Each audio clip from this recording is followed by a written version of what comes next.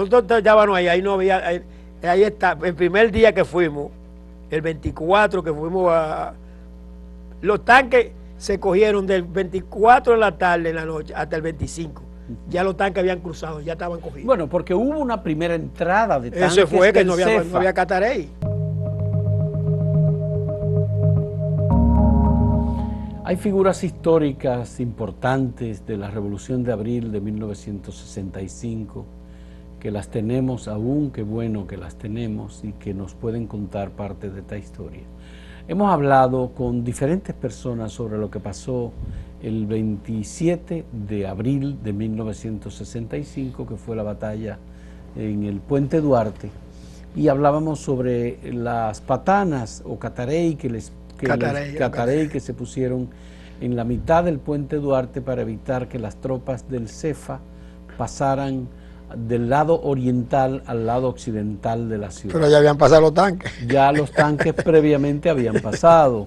Bueno, aquí tenemos a un personaje importante y relevante, que es Manuel Arias, alias el comandante Chestaro, que fue uno de los comandantes de los comandos que se crearon en la Revolución de Abril. Él tuvo una avanzada A, que era un comando integrado en San Carlos, mixto de diferentes organizaciones de izquierda, especialmente Movimiento Popular Dominicano y 14 de junio, y PRD también, que estaba integrado por 205 personas.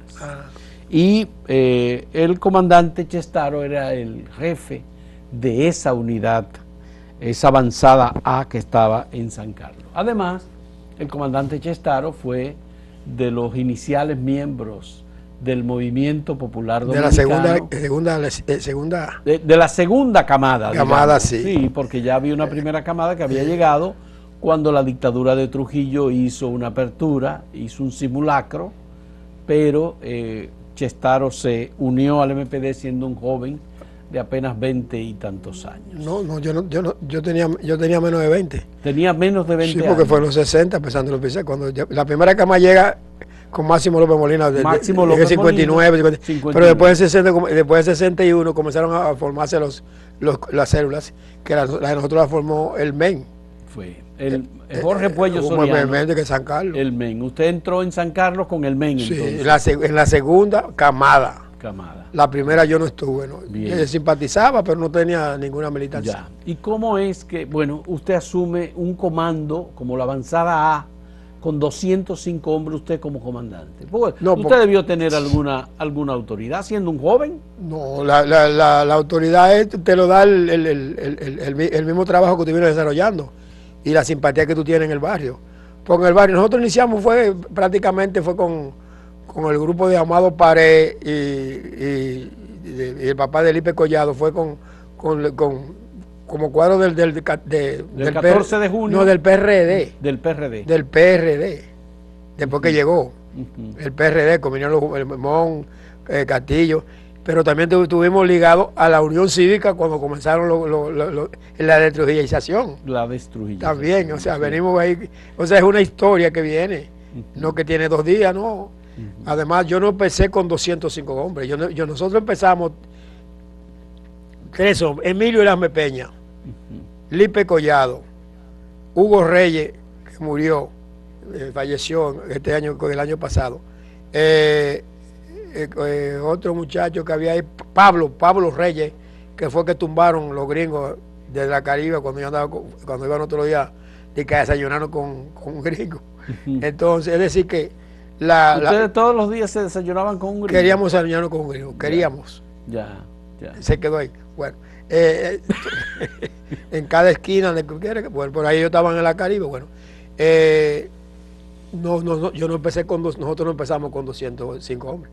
Empezamos ese grupo a hacer un grupo pequeño que fue creciendo. Pero usted fue el comandante de esa avanzada A. Y estaba en San Carlos. San Carlos. Primero estaba Reyes.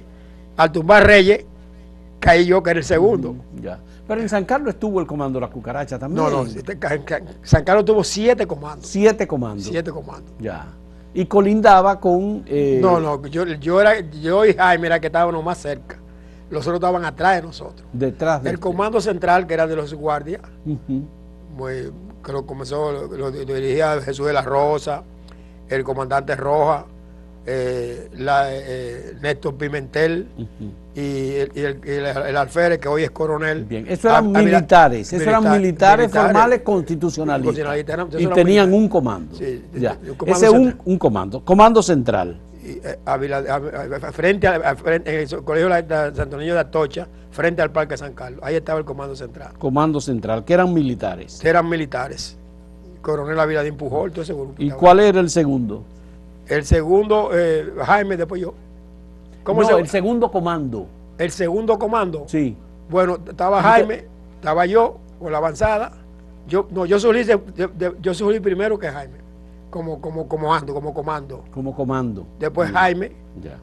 Después, pero bien, usted me dice que San Carlos tuvo siete comandos. Siete comandos. Yo te lo menciono. Ya, ¿cuáles son? Mira, estaba el comando Ramón Matías Mella, de Jaime Cruz. Okay. Estaba la avanzada de San Carlos, que era el comando mixto de todos los partidos de izquierda y derecha. ¿Ese era usted? Sí, ahí yo era el comandante. Estaba el comando de Daniel Vargas, de Poasi, que estaba en la Emilio Prudón, esquina Libertador. Estaba el comando de la Escuela Brasil, que inicialmente lo dirigía José Rosado, que le decíamos José Cabeza, que después lo dirigía Tato. ¿Cuántos van? 5. Estaba el comando del Lido, que quedaba en la Avenida Mella, que lo dirigía Oscar Santana. El Lido con Oscar Santana. Con Oscar Santana. Ok. Sí. Y estaba el séptimo. Espérese. Y estaba el comando de ¿cómo se llama esto? De los abuesos, de los tigueritos, esos que tienen. Ya, los rolitas, usted dice. No. El de Jaime le decía rolita, pero el de Jaime no era rolita. Era un grupo de muchachitos, de niños que salían a quitarle armas, a robarle armas a las armas. Le pusimos los comandos de los cucarachitas. Sí, los abuesos.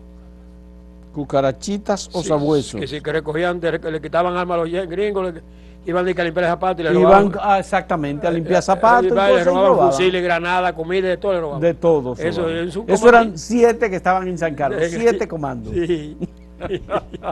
Hábleme del Puente Duarte. ¿Qué fue lo que pasó en el Puente Duarte? Porque tengo la información de Miguel Baloy, hijo de Hipólito Baloy. Hipólito Baloy es un empleado aparentemente del Consejo Estatal del Azúcar, que es la persona que instala los catarey en el Puente Duarte. Él me dice que su padre le contó eso, y esos catarey fueron instalados ahí, y una decisión que su padre tomó, dice, la misma mañana del 27 de abril, es pincharle las gomas a esos catarey para que no pudieran ser movidos. Hay un error ahí. El comando ese que estaba en la 30 de marzo, donde estaba Camacho, era el comando que eran Caco Negro, pero estuvo con nosotros. Ese es el otro, que es otro comando. Entonces son 8. Son 8. Eran Caco Negro. Sí, eso eran Caco Negro, de los cacos que lo que trabajaban con Camaño. Eso, que eran sargentos casi todos. Okay. Ahí estaba Calderón, ahí estaba Camacho, estaba este muchacho Rosó. Todo eso eran sargentos. Cuénteme del Puente Duarte. El Puente Duarte, mira, nosotros como iniciamos, como juventud que estábamos ligada ya a partidos de izquierda. De izquierda y de derecha, pues comenzamos el bullicio y para el Puente Duarte desde el día 25 comenzamos a movernos. Digo, el 24 se movió. En San Carlos nos movimos en San Carlos, todo el mundo, cada quien por su lado. Entonces, el 25 en el Duarte nada más tenía gente. Nos fuimos. Al otro día, el 26, cuando volvemos otra vez para el Puente Duarte, ahí estaban los catarey, 2 catarey. 2 catarey. 2 catarey. El 26. El 26 o 25, yo de la fecha, yo sé que el 24 no fue. El 24, no. Ni el 25 tampoco. Yo creo que tampoco, fue el 26. Bueno, Andrés Dirosier, que fue un que estuvo amigo mío, próximo ahí, dice que él fue y que él vio a los constitucionalistas cuando estaban proclamando a Camaño. A Camaño el esquí ahí. Sí, pero él dice que el 25 ya estaban los Catarey. Bueno, yo fui, entonces amanecí. Bueno, de 25 a 26 puede ser que sea el error. Pues yo sé que nosotros teníamos ahí habían unos cañones pequeños y habían lanzagranadas. Porque al frente vivían unos primos míos que tuvieron la revolución, que eran oficiales, los Guerra Ubrí, que uno de ellos se fue con Camaño para Londres. Guerra Ubrí, sí. Que murió, claro. Tony, Tingo murió. Tony que está vivo, tiene problema de salud. Eso. O sea, entonces fue el 25 es posible. Eso dice Andrés Dirosí. Bueno, pues puede ser que se nos sea, yo estoy equivocado. Yo pensé que había sido 26, pero 25, 26 en un día. Ahora, cuando nosotros estábamos ahí no había... Ahí está, el primer día que fuimos, el 24 que fuimos los tanques se cogieron del 24 de la tarde en la noche hasta el 25. Ya los tanques habían cruzado, ya estaban cogidos. Bueno, porque hubo una primera entrada de tanques. Eso fue que no había Catarey. No había Catarey. Nosotros estábamos ahí en la Breva antes de coger el cuartel de que estaba de la policía, en la esquina donde vivían los Guerra Ubrí. Ellos llegaron hasta un liceo, creo que era el Liceo República de Perú. Perú, ahí mismo, donde estaba, el cuartel estaba en la esquina. Ajá. Ellos llegaron hasta ahí, pero les fueron quitados los tanques. Sí, sí, se le quitaron. ¿Quiénes quitaron esos tanques? Los militares que cruzaron. Militares y nosotros, los civiles, con Molotov. ¿Con Molotov? Molotov. ¿Usted estaba entre esos claro. que se enfrentaron? Ahí estaba Cuchito Pina, ahí estaban los Chichaos, todo eso. ¿Chichao cuál? Chichao, ese que tú andas por ahí. ¿Chichao Angustia? Sí.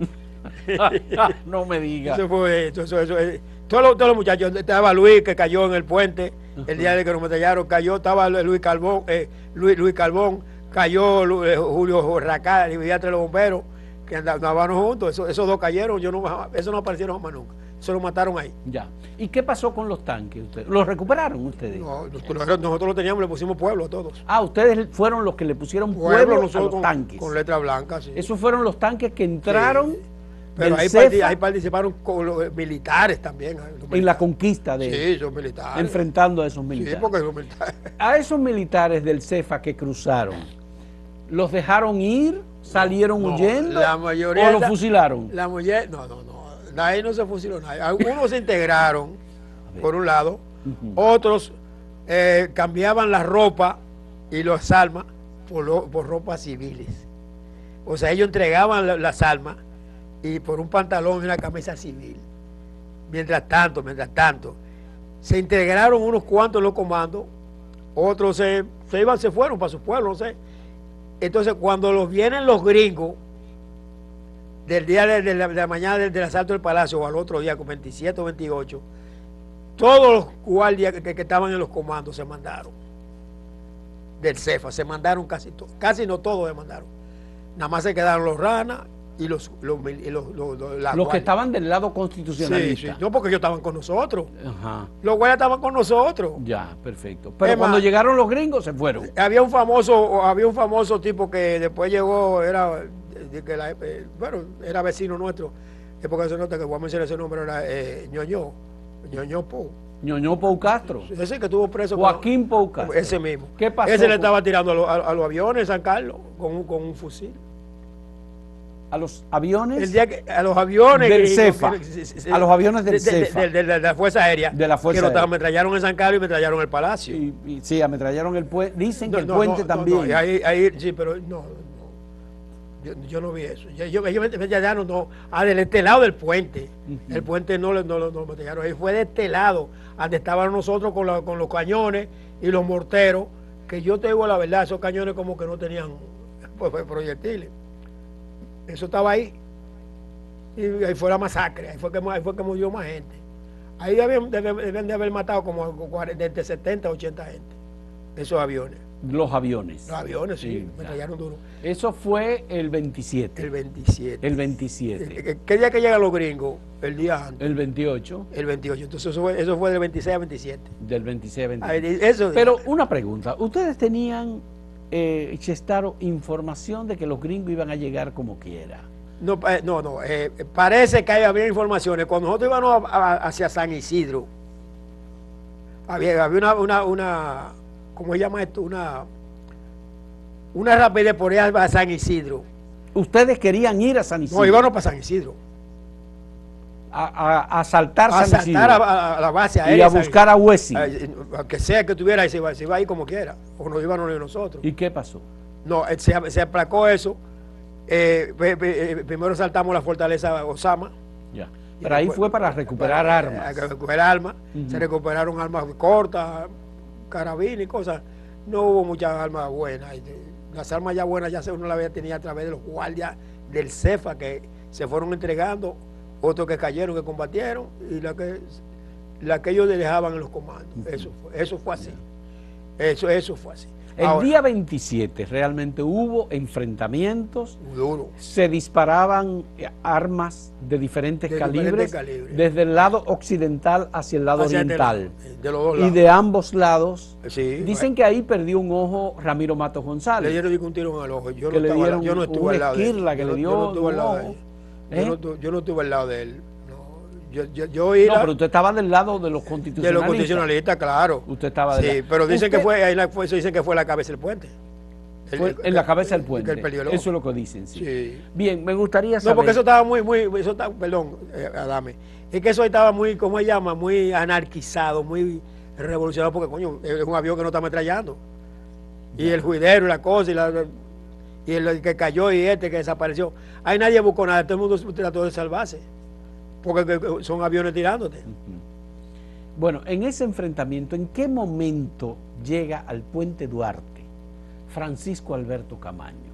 Camaño llegó, déjame ver, antes de ellos cruzar. El 27. Eso fue el 27. Pero ellos no cruzaron el 27. No, que no cruzaron. Ellos no cruzaron. Antes ellos cruzaron después.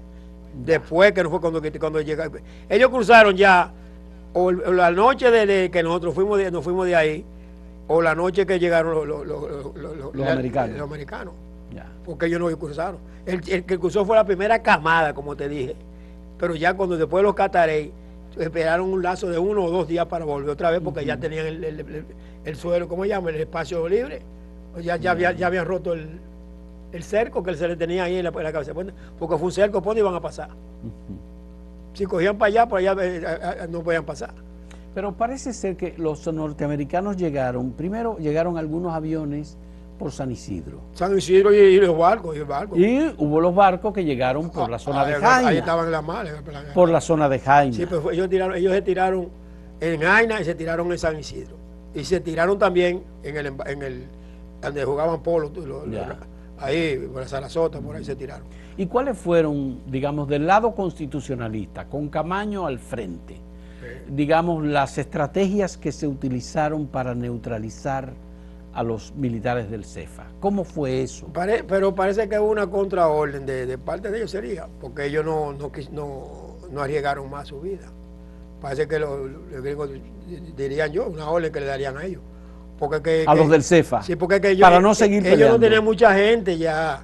Es más, un general que cuando eso era primer teniente, o no sé si era cadete, y era general, en una entrevista que nosotros tuvimos, una charla que nos dieron ahí en la donde está CASAP, en el Archivo General de la Nación. Nos dijo ese oficial que cuando ellos dieron la noticia que nosotros íbamos para allá, los militares, los civiles y todo el mundo, ellos tenían Bochán Javier, Peri Pérez, todos esos oficiales estaban en el CEFA, esos. CEFA, allá en el batallón de la Fuerza Armada, digo, el batallón tiene, ¿cómo se llama?